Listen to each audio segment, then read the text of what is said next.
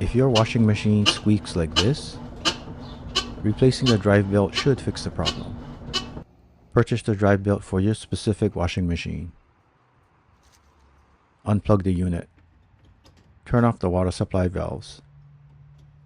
Disconnect the water hoses. Tape the end of the drain hose to the console. Pull the washer away from the wall. Place a step stool or something similar behind the washer. Tilt the washer back and onto the step stool.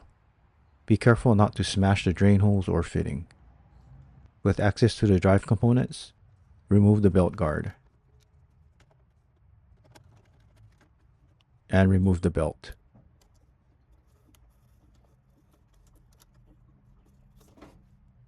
The new belt on top is a little smaller than the old belt. The plastic pulley is glazed over and might be another reason for the squeal.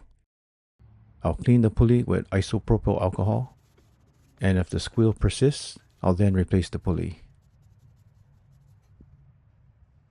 The hardest part of the job: install the new drive belt.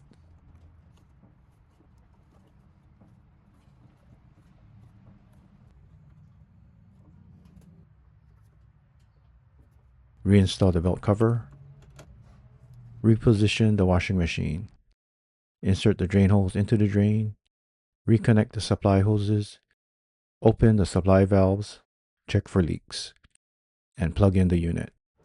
A test with a load of clothes. And a squeal persisted. Not as loud, but still irritating. So I got a splutch kit. And will only replace the pulley. Remove the old pulley. Install the new pulley.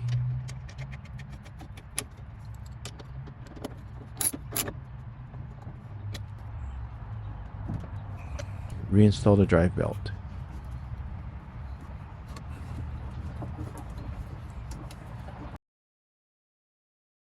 Perform a second test. No squealing.